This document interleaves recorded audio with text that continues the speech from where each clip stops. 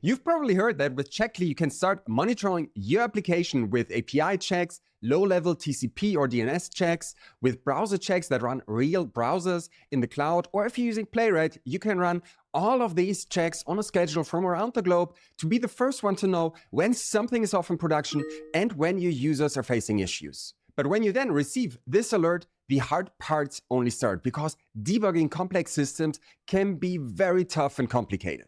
Let me show you how Checkly's new AI features help you understanding what's up with your application when it matters the most.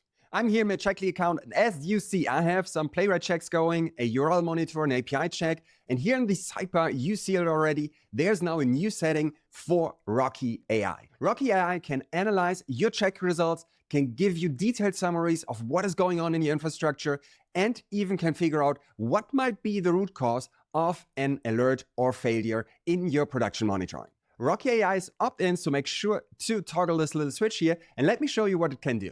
Earlier today, I accidentally broke production of a site that I'm working on, and this is the Playwright test that got me alerted that I messed up production.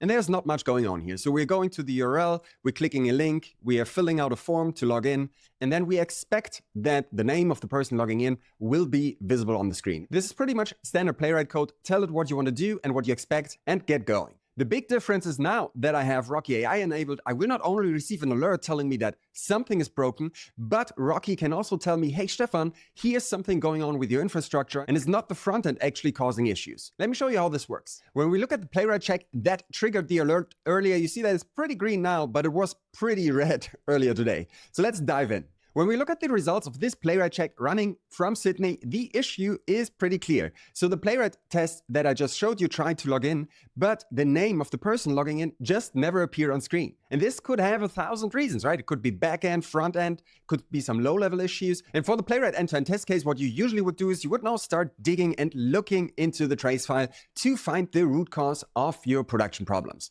But you see it here already. Rocky figured that out for us already. Whenever your production monitors fail, Rocky will analyze all the context available and will give you information about the user impact. So in this case, it's like, hey, users cannot log in, but it will also analyze whatever is available. So in this case, the problem is that the name of the person logging in is not showing up. But the actual problem is that there is an API call going against /logging that is throwing a 500. So this is kind of like an API backend issue in this case. And this helps speeding up the resolution big times. Rocky's analysis is tailored to all our different check types, and we are pretty stoked about it. So give it a try and stop debugging by yourself. Let us know how it goes.